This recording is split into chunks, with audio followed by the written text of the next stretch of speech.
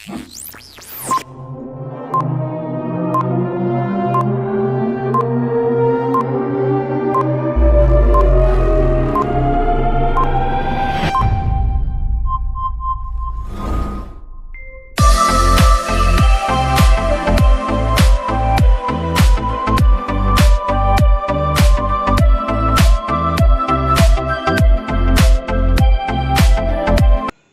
Students, welcome to जागृति biology classes. पिछले class में हमने बात किया था रिप्रोडक्शन के बारे में। वहाँ पे हमने पढ़ा रिप्रोडक्शन के टाइप्स के बारे में। सेक्सुअल रिप्रोडक्शन के बारे में हमने बात किया। सेक्सुअल रिप्रोडक्शन के बारे में हमने बात किया कि यहाँ पे एक ही पेरेंट्स पार्टिसिपेट करते हैं in the process of reproduction, और यहाँ पे जो भी ऑफस्प्रिंग प्रोड्यूस होता है वह मॉर्फोलॉजिकली और जेनेटिकली सिमिलर होगा। एसेक्सुअल रिप्रोडक्शन से प्रोड्यूस जो भी ऑफस्प्रिंग होगा वह मॉर्फोलॉजिकली और जेनेटिकली सिमिलर होता है, और मॉर्फोलॉजिकली और जेनेटिकली सिमिलर इंडिविजुअल के लिए क्लोन वर्ड का यूज किया जाता है। आज हम बात करने जा रहे हैं टाइप्स ऑफ एसेक्सुअल रिप्रोडक्शन। हम बात कर रहे हैं एसेक्सुअल रिप्रोडक्शन के टाइप्स के बारे में।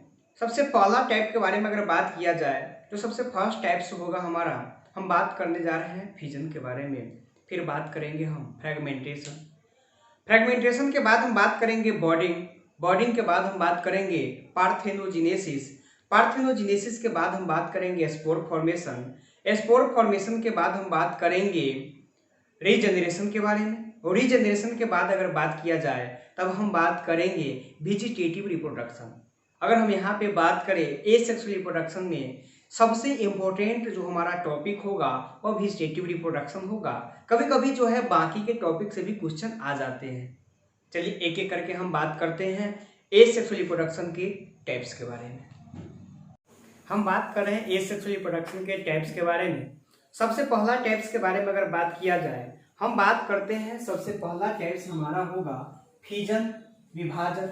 उसके बाद सेकेंड टाइप्स के बारे में अगर हम बात करें फ्रेगमेंटेशन होगा, खंडन होगा। इसके बाद अगर बात किया जाए जो थर्ड टाइप्स हमारा आएगा, हम बॉर्डिंग के बारे में बात करेंगे, मुकुलन के बारे में बात करेंगे। इसके बाद अगर बात किया जाए हम बात करेंगे रीजनरेशन, पुनर्जनन के बारे में हम बात करेंगे।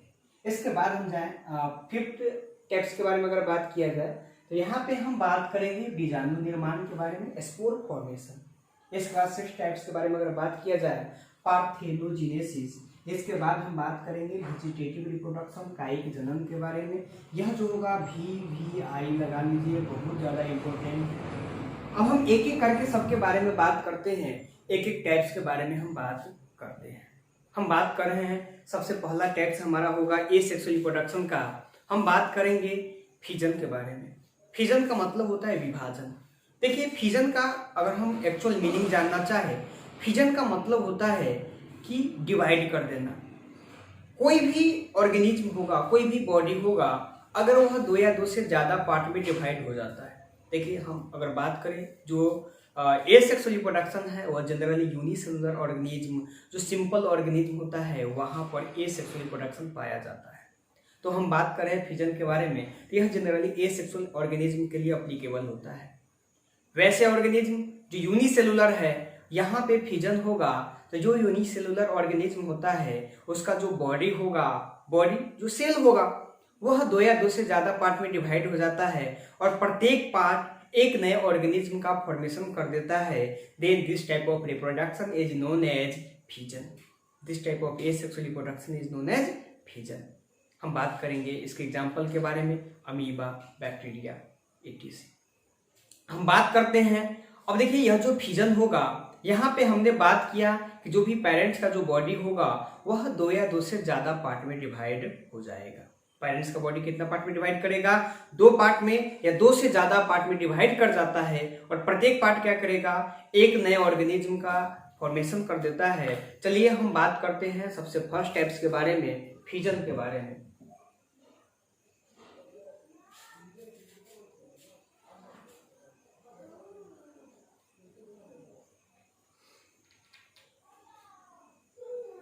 फिजन के बारे में अगर बात करें, हमने कहा it is a type of asexual reproduction in which parents body divide into two और more than two parts, and each part develop into a new organism, प्रत्येक पार्ट क्या होगा, एक न्यू ऑर्गेनिज्म में विकसित हो जाता है।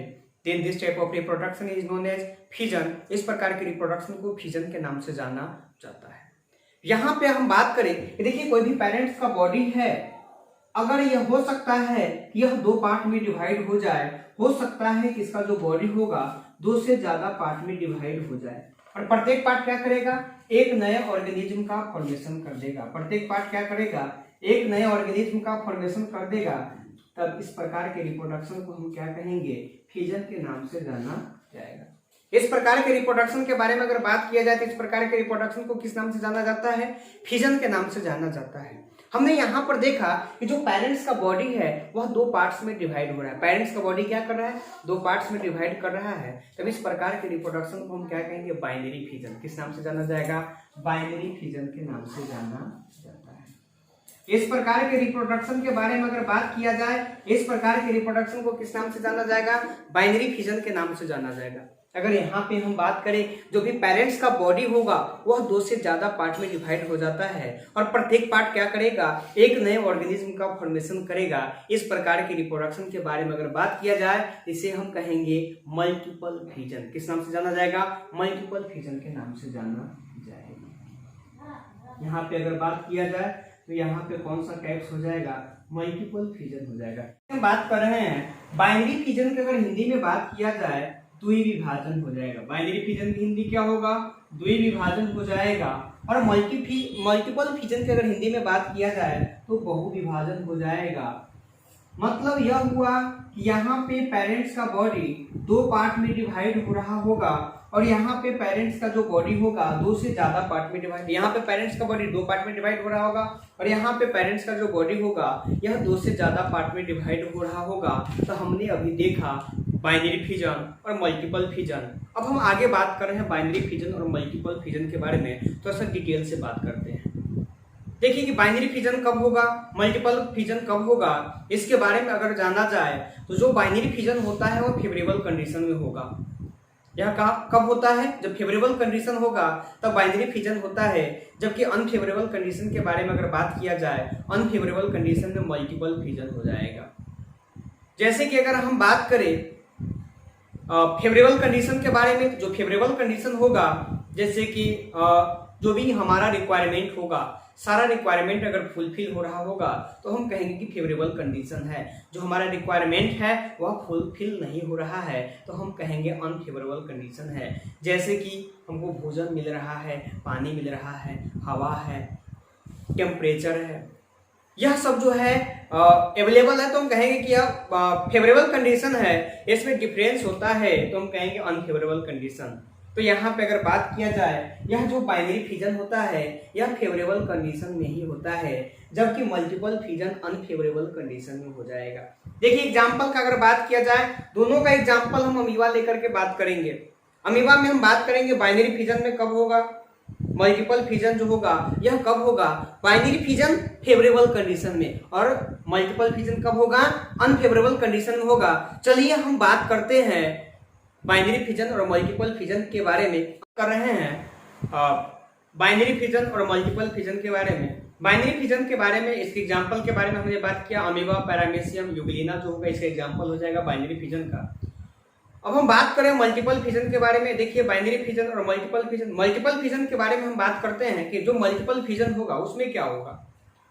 देखिए मल्टीपल फिजन जो होता है अनफेवरेबल कंडीशन में होगा।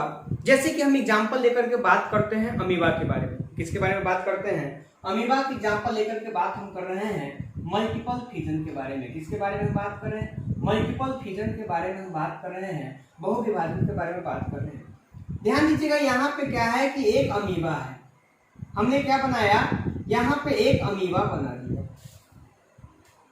अब देखिए यहाँ पे साइटोप्लाज्म है। अब क्या होता है, अभी फेवरेबल कंडीशन है, अमीबा बाइनरी फिजन कर रहा है। बाइनरी फिजन के द्वारा अपने जो नंबर है उसको इंक्रीज करने का काम कर रहा है।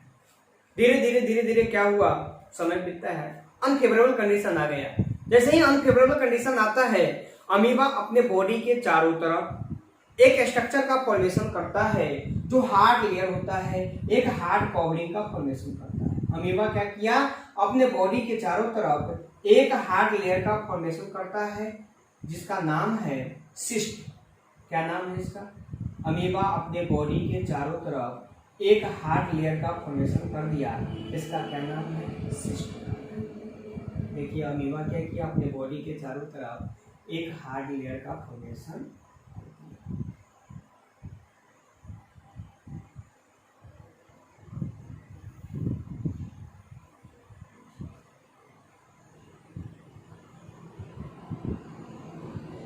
अमीबा अपने बॉडी के चारों तरफ एक हार्ड लेयर का फॉर्मेशन करता है।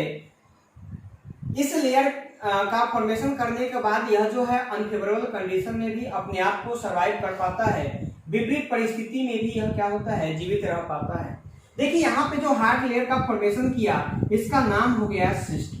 अगर हिंदी में बात करें, हिंदी में भी इसको सिस्ट कहा जाता है या पुट्टी, सिस्ट या पुट्टी के नाम से जाना जाएगा।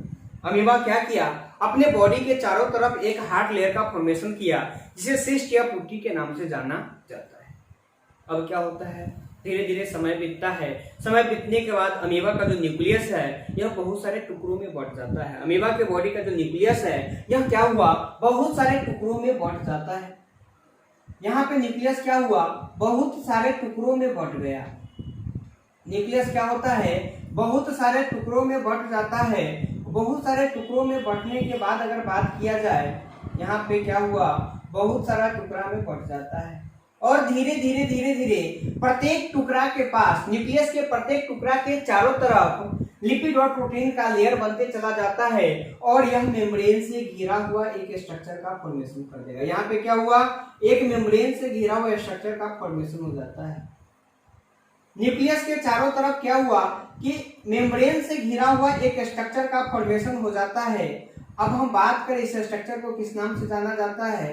स्यूडोपोडियोस्पोर्स के नाम से जाना जाता है। किस नाम से जाना जाएगा? स्यूडोपोडियोस्पोर्स के नाम से जाना जाएगा। अमीबा के बॉडी यहाँ जो है अमीबा के बॉडी के अंदर में बहुत सारा छोटा छोटा मेम्ब्रेन से घिरा हुआ स्ट्रक्चर का फॉर्मेशन हो जाता है। इस स्ट्रक्चर के बारे में अगर बात किया जाए, इस स्ट्रक्चर को स्यूडोपोडियोस्पोर्स के नाम से जाना जाएगा। किस नाम से जाना जाता है? स्यूडोपोडियोस्पोर्स के नाम से जाना जाता है।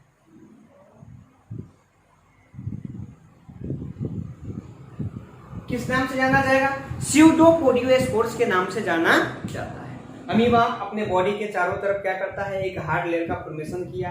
हार्ड लेयर का फॉर्मेशन करने के कारण यह जो अनफेवरेबल कंडीशन है भी अपने आप को सर्वाइव रख पाता है, जीवित रख पाता है। अमीबा का जो न्यूक्लियस है बहुत सारे टुकड़ों में बढ़ जाता है। प्रत्येक टुकड़ा के पास, प्रत्येक न्यूक्लियस के टुकड़ा के चारों तरफ मेम्ब्रेन से घिरा हुआ स्ट्रक्चर का फॉर्मेशन हो जाता है। उसके बाद हम बात करें, उस स्ट्रक्चर को स्यूडोपोडियोस्पोर्स के नाम से जाना जाता है। देखिए अनफेवरेबल कंडीशन है, बुरा वक्त चल रहा है, वक्त एक समय के बाद बदल जाएगा, फेवरेबल कंडीशन आ जाएगा, अनुकूल परिस्थिति जैसे ही आएगा यह जो सिस्ट होता है यह फट जाता है।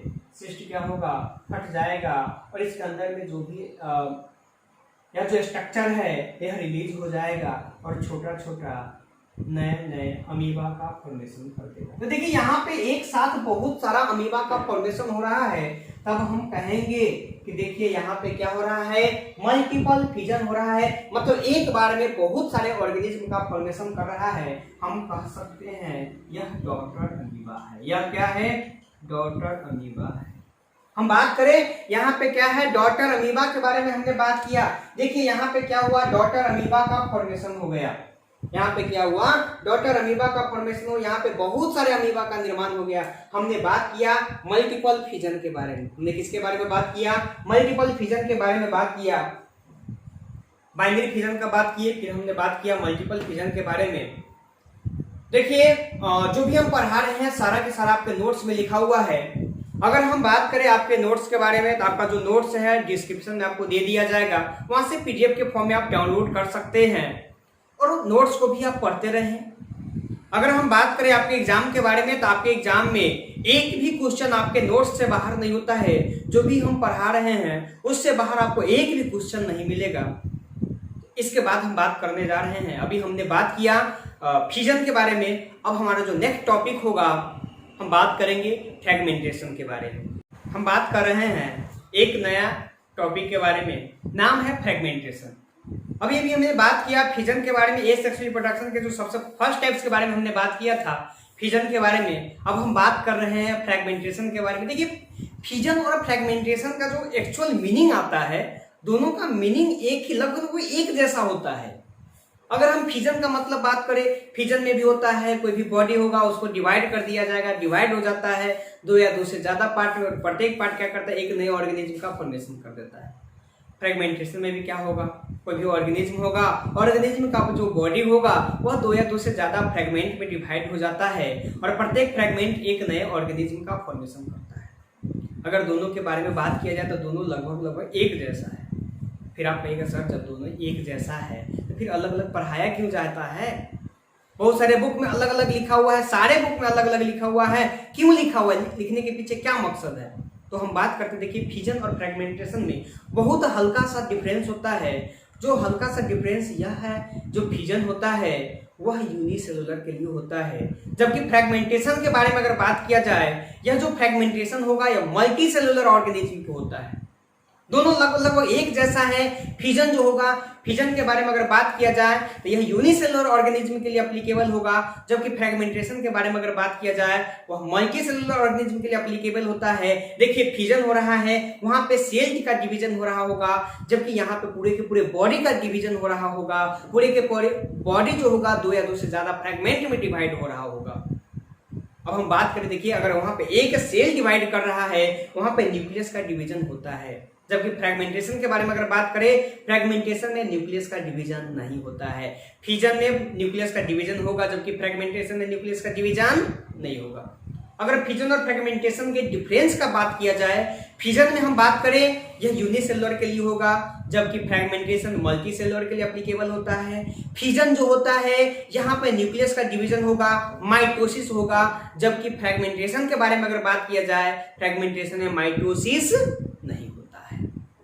यह था हमारा फ्रैगमेंटेशन। फ्रैगमेंटेशन के डिफिनीशन के बारे में अगर बात किया जाए, it is a type of asexual reproduction in which parents body divide into two or more than two fragments and each fragment behave like a new organism. Then this type of reproduction is known as fragmentation. इस प्रकार के reproduction को किस नाम से जाना जाता है? फ्रैगमेंटेशन के नाम से जाना जाता है। एग्जाम्पल के बारे में अगर बात किया जाए, रिक्सिया, फ्लैटवर्म, एटिक्स।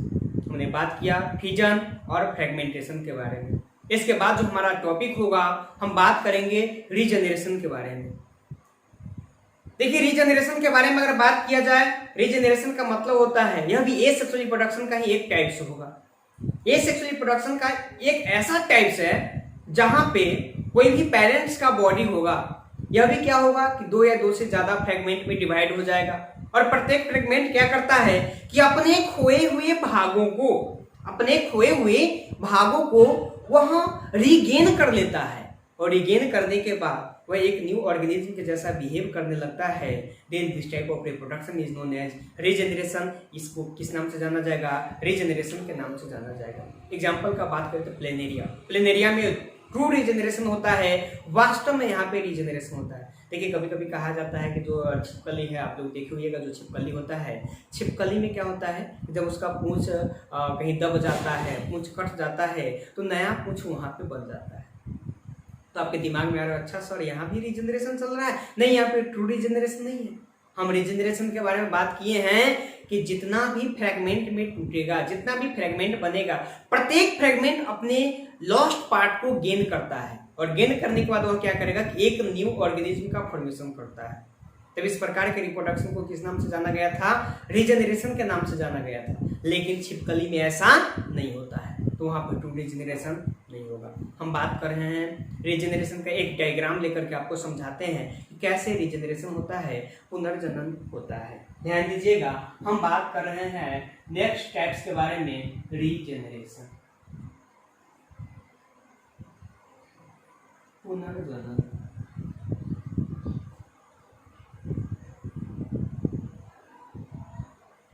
अब देखिए रीजनरेशन के बारे में बात किया जाए, हम एक ऑर्गेनिज्म का स्ट्रक्चर बनाते हैं। ध्यान दीजिएगा, यह हमने बना दिया, यह प्लेनेरिया का स्ट्रक्चर बनाया।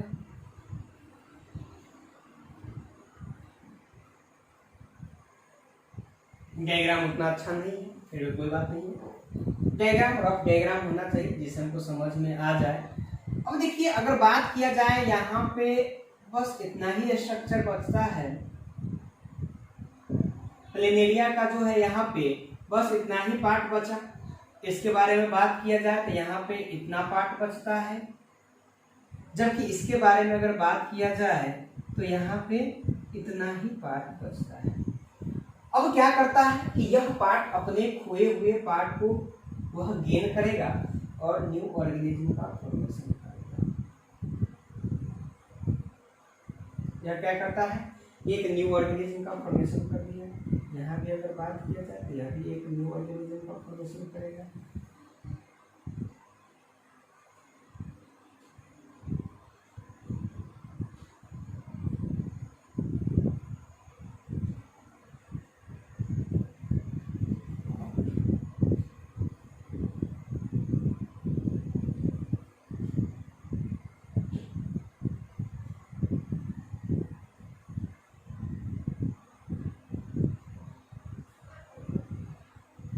हमने देखा यहाँ पे जो पेरेंट्स का बॉडी था या दो से ज्यादा पार्ट में डिवाइड हो गया। इस पार्ट के यहाँ पे हम फर्स्ट पार्ट बात करें, सेकेंड पार्ट, थर्ड पार्ट। यहाँ पे केवल और केवल फर्स्ट पार्ट था, या पूरे के पूरे पार्ट को यह गेन कर लिया। यहाँ पे सेकेंड पार्ट बचा हुआ था, या पूरे पार्ट को गेन कर लिया। और यह भी क्या किया, अपने लॉस्ट पार्ट को गेन करता है। यहाँ पे हमने बात किया फिगर के बारे में, आपको बता दें यहाँ बात कर रहे हैं रीजेनरेशन। हम बात कर रहे हैं रीजेनरेशन इन प्लेनेरिया। हम किसके बारे में बात कर रहे हैं, रीजेनरेशन इन प्लेनेरिया। प्लेनेरिया में पुनर्जनन के बारे में हमने बात किया। यहाँ पे जो प्लेनेरिया है यहाँ पे रीजेनरेशन हो रहा है। यहाँ पे हमने देखा कि जो पेरेंट्स है यह अपने खोए हुए पार्ट को गेन करता है, और गेन करने के बाद प्रत्येक जो होगा एक नई ऑर्गेनिज्म के जैसा बिहेव करने लगता है। Then this type of reproduction is known as regeneration. इसी टाइप की रिप्रोडक्शन के बारे में अगर बात किया जाए रीजेनरेशन के नाम से जाना जाएगा। फिर हम बात करेंगे, इसके बाद हमारा नेक्स्ट टॉपिक होगा जो हम बात करेंगे अगला क्लास में। आज के लिए